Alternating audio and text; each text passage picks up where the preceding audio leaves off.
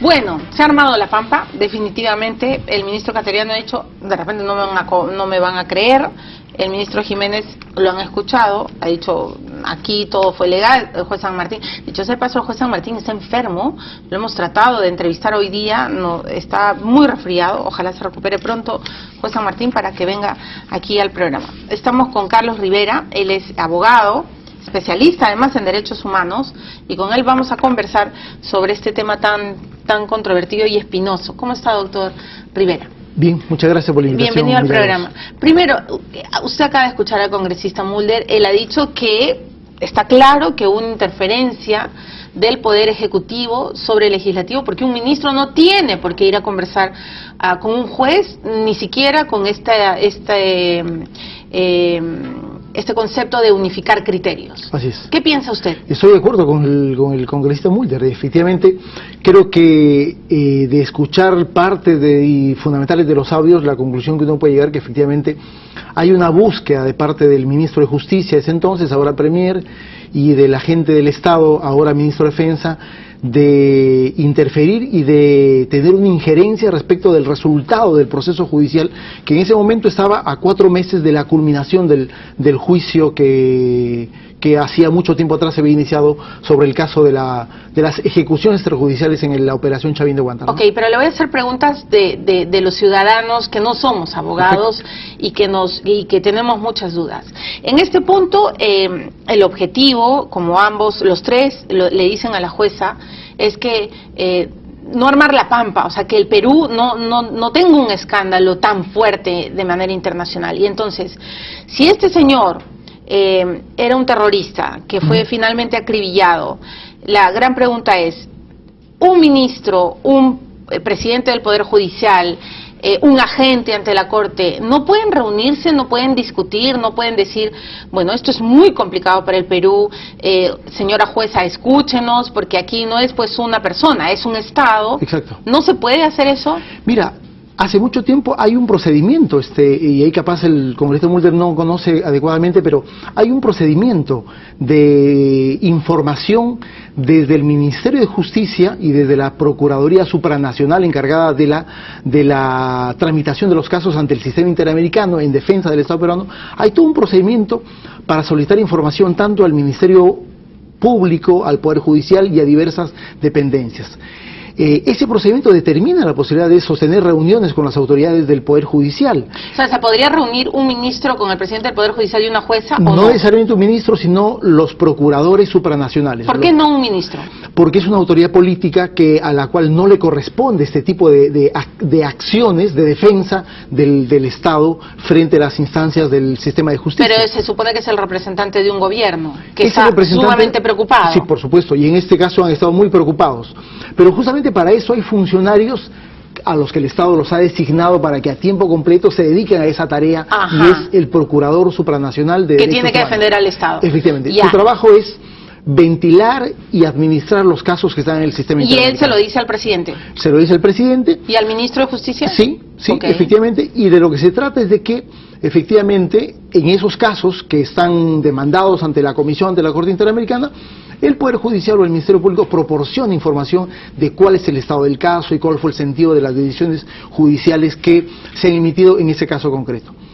Lo de diferente que hay en el caso Chavín de Guantánamo es que el 99% de casos que se ventilan en el sistema interamericano normalmente son casos que ya están culminados con sentencia de primera y segunda instancia en sede nacional. En este caso no está. En este caso no. Así es. En este caso hay una interferencia o se permite esa interferencia porque hay un caso en sede internacional y hay un caso en sede nacional que están caminando de manera paralela. ¿Pero por qué Gloria Cano no esperó que se resolviera el caso en el Perú antes de demandar ante la Corte? Es que en el caso Chavín de Guantánamo han ocurrido diversas situaciones bastante irregulares, en realidad, Milagros. Para comenzar, es un caso que terminó a la tercera oportunidad, porque en dos anteriores, en diversos años se quebró, y esto efectivamente significaba un problema para las llamadas víctimas, y creo que también para los propios comandos que han estado de alguna manera, yo diría, de manera arbitraria y antojadiza, mencionados de manera permanente en este caso, como tú dijiste, sin estar judicializados, sin ser imputados, sino simplemente testigos. Y creo que ese es un asunto que es muy importante destacarlo siempre. Los comandos nunca han estado los comandos nunca fueron procesados. Nunca han estado fueron testigos, como los rehenes. Pero yo he conversado y acabo de hacerle una entrevista al vicealmirante Giampietri, que también ha sido pues varias veces en todos estos años llamado como testigos, y lo que él aduce, y de hecho me parece razonable, es que es una pesadilla para él como rehén y para todos los comandos una y otra vez ir como testigos cuando finalmente ellos fueron víctimas, ¿no? O sea, fue un comando terrorista que los secuestró. De hecho, creo que esas circunstancias no hay que desconocerlas, fue una acción terrorista, además cruel y horrenda de parte del MRTA, que es la toma de rehenes en la casa del embajador de Japón. Además estuvieron largos meses, ¿no? Secuestrados. Desde diciembre hasta abril del 97. Así es. Pero hay que recordar, Milagros, que este no es una acción antojadiza de los familiares de los emertistas. Este proceso judicial se inicia como consecuencia de una acción del Ministerio Público, es decir, del propio Estado peruano, que demanda al sistema de justicia que se aclare la existencia de unas supuestas ejecuciones extrajudiciales. ¿En qué gobierno se produce eso? Esto comienza el año 2001 con el gobierno del presidente Toledo ya. Y el proceso judicial duró, te das cuenta, más de 11 años. O sea, lo que se pide en el gobierno de Toledo es que se esclarezca si hubo o no una ejecución extrajudicial. Exactamente. Ya. Entonces, partamos de ese punto. El vicealmirante Giampietri y otros rehenes, otros personajes, dicen, ¿por qué no se acepta el peritaje? Solo se acepta un peritaje de Baráibar, de José Pablo Baráibar, ¿no es cierto? Que es un peritaje del Ministerio Público. Que es un peritaje, exacto, del Ministerio Público, donde la conclusión es que hubo una ejecución, un balazo que termina matando a Tito. Así es. Hay otros personajes que dicen que hay otros peritajes, y eso también se discute en este audio. ¿Qué es lo que sucede? Se discute en este audio, recordemos que este audio tiene como fecha el 31 de mayo del año pasado. El 31 de mayo del año pasado estamos a 4 meses y medio de la culminación del juicio, cuya sentencia se emitió el 15 de octubre del año pasado. Y en esos días que se realiza la conversación, el Estado peruano, que se había apurado a desarrollar recién una labor de defensa, yo diría de manera bastante extemporánea y bastante mal preparada, contrata a un perito español para dar cuenta de que Tito ha sido ejecutado no de manera sumaria, es decir, a un cañón tocante, como se dice, es decir, casi con una arma en la nuca, sino a una distancia de 6 o 7 metros, que daría cuenta no de una ejecución extrajudicial, sino de un enfrentamiento. De un balazo en combate. Efectivamente. ¿Y ese documento se incorpora. El asunto que en un proceso judicial hay ciertas etapas que cumplir. El procurador del Ministerio de Defensa incorpora extemporáneamente ese documento. Pero San Martín, usted mismo lo ha reflexionado, dice que, bueno, en este caso un juez puede aceptar. Efectivamente, lo aceptan, y lo aceptan como un documento ilustrativo. Pero aún así, la conclusión de la sentencia es de que Tito fue ejecutado extrajudicialmente. O sea, la teoría del perito español no triunfa sobre la teoría de Baráibar. Efectivamente. ¿Por qué razón? ¿Por discreción del juez? No, porque hay otras pruebas que determinan, desde el punto de vista del tribunal que presidía Carmen Rojasi y del tribunal que presidía César San Martín, que hace pocos días emitió la sentencia, que hay otras pruebas que corroboran que Tito fue ejecutado extrajudicialmente. Y te las menciono, son 5 básicamente. 1, hay un rehén que cuando están saliendo de la casa del embajador hacia las casas que el SIN había alquilado, identifica que Tito, uno de los secuestradores del MRTA, está saliendo como encubierto de un rehén más. Ese rehén le pasa la voz a unos policías del SIN, y los policías capturan y someten a ese MRTista.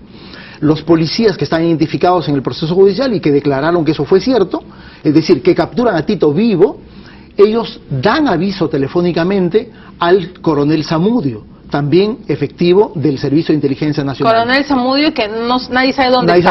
Hay que aclararlo también. Efectivamente, que es uno de los procesados ausentes.